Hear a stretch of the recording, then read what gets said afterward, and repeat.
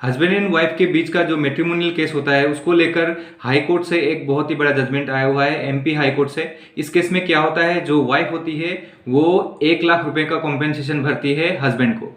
तो ऐसा क्या है इस जजमेंट में, क्यों हाई कोर्ट ने ऐसा जजमेंट सुनाया है, आइए हम लोग इस वीडियो में इस जजमेंट को चर्चा करेंगे। इस वीडियो को आगे बढ़ाने से पहले मैं आप सबसे रिक्वेस्ट करना चाहता हूं, अगर मेरे चैनल को आपने अभी तक सब्सक्राइब नहीं किया है तो काइंडली सब्सक्राइब कीजिएगा और इस वीडियो को स्किप मत कीजिएगा ताकि आपको जो जजमेंट है पूरा समझ में आ जाए। ये केस होता है अंशुल गुप्ता और पूर्णिमा नाम के दो हस्बैंड एंड वाइफ के बीच में। ये केस में क्या होता है, इन लोग का जो शादी है वो हो जाता है 2000 सन में। 2000 में इन लोग का जो शादी है वो होने के बाद इन लोग का 2-4 साल इन लोग का रिलेशन जो है वो अच्छे से चलता है, लेकिन उसके बाद जो है इन लोग का डिस्प्यूट चालू हो जाता है। तो इन लोग का जो मैट्रिमोनियल डिस्प्यूट है वो कोर्ट तक पहुंच जाता है और ये एक दूसरे के ऊपर केस फाइल कर देते हैं। जो वाइफ है वो इनके हस्बैंड के ऊपर और हस्बैंड के फैमिली के ऊपर केस फाइल करती है, और जो हस्बैंड है वो उनके वाइफ के ऊपर केस फाइल करते हैं रेस्टिट्यूशन ऑफ कंजुगल राइट का। और जो वाइफ है वो क्रिमिनल केसेस 498A और भी बहुत सारे सेक्शन धाराओं को लगाकर क्रिमिनल केसेस फाइल कर देती है। तो इन लोग का जो केसेस हैं, दोनों के ऊपर जो केस दिए गए थे वो बहुत साल तक चलते हैं। उसके बाद क्या होता है, ये दोनों पार्टी क्या करते हैं, म्यूचुअली इन लोग का जो डिस्प्यूट है उसको सेटल कर लेते हैं। सेटल करने के बाद ये लोग क्या करते हैं, एक म्यूचुअल डिवोर्स का पिटीशन फाइल करते हैं। म्यूचुअल डिवोर्स का पिटीशन फाइल करके इन लोग का जो म्यूचुअल डिवोर्स का कंडीशंस जो होता है उसमें 50 लाख रुपए वाइफ को देने के लिए राजी हो जाते हैं हस्बैंड के साइड, और जो जितने भी केसेस हैं पेंडिंग, जितने भी केसेस हैं उनको विड्रॉ करना पड़ेगा, इस तरीके का कंडीशंस होता है। और इन लोग का जो एक लड़की होती है, एक बच्ची होती है, वो जो है वो हस्बैंड के साथ रहेगी, इस तरीके का इन लोग का एग्रीमेंट होता है। और इस एग्रीमेंट के बेसिस पर इन लोग का जो म्यूचुअल डिवोर्स है वो हो जाता है। लेकिन जो वाइफ है वो क्या करती है, वो उन्होंने दिए गए जो क्रिमिनल केसेस थे हस्बैंड के ऊपर, हस्बैंड और उनके फैमिली के ऊपर, वो जो केस है उसको विड्रॉ नहीं करती है।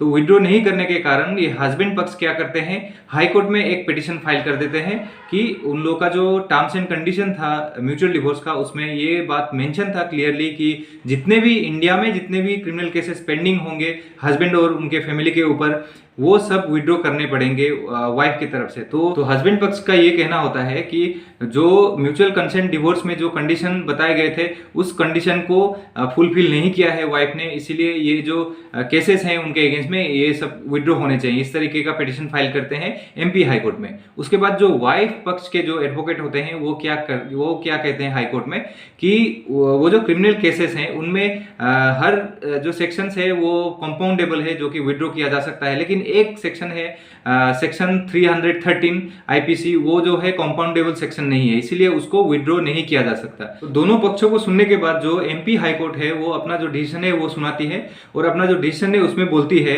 कि वाइफ के तरफ से ये जो क्रिमिनल केसेस हैं उसको विड्रॉ करने के लिए कोई भी स्टेप नहीं लिया गया है। और वो जो सेक्शन 313 का बात है, वो जो सेक्शन है वो लगाया गया है 2006 का जो घटना है उसके ऊपर। 2006 में जो वाइफ है उनका जो प्रेगनेंसी है उसको टर्मिनेट किया गया था, इसलिए सेक्शन 313 लगाया गया है। और वो जो एबॉर्शन का घटना है वो 12 साल पुराना घटना है, और उस घटना में जिस हॉस्पिटल में एबॉर्शन किया गया था उस हॉस्पिटल को भी एक्यूज करना चाहिए था, क्योंकि वो हॉस्पिटल भी उतना ही लायबल होना चाहिए जितना कि एक्यूज पर्सन। तो हॉस्पिटल को भी पार्टी नहीं किया गया है, एक्यूज नहीं किया गया है। तो ये जो केस है ये बहुत ही ज्यादा पुराना है, इसलिए ये जो एबॉर्शन को रिलेटेड जो केस है, जो सेक्शन लगाया गया है, ये सिर्फ पार्टी को हैरेसमेंट देने के लिए ही लगाया गया सेक्शन है, इस तरीके का कमेंट एमपी हाई कोर्ट देती है। और उस सेक्शन को छोड़ के बाकी जो सेक्शन थे वो सेक्शन जो है कंपाउंडेबल थे, लेकिन वाइफ ने इन सेक्शंस को, इस केसेस को विड्रॉ करने के लिए कोई भी स्टेप नहीं लिया। तो म्यूचुअल डिवोर्स में जो मैट्रिमोनियल इन लोगों का डिस्प्यूट था वो पूरा सेटलमेंट होने के बाद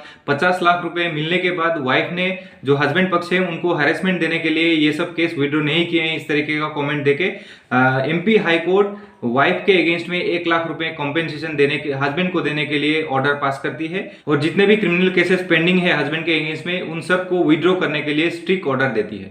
इस केस का जो साइटेशन है वो मैंने अपने डिस्क्रिप्शन में दे दिया है। अगर आपको जजमेंट पढ़ना है तो फिर साइटेशन को यूज करके जजमेंट को डाउनलोड करके आप अच्छे से पढ़ सकते हैं। अगर आपको इस तरीके के वीडियोज अच्छे लगते हैं तो फिर मेरे इस चैनल को जरूर सब्सक्राइब कीजिएगा और इस वीडियो को जरूर शेयर कीजिएगा। धन्यवाद।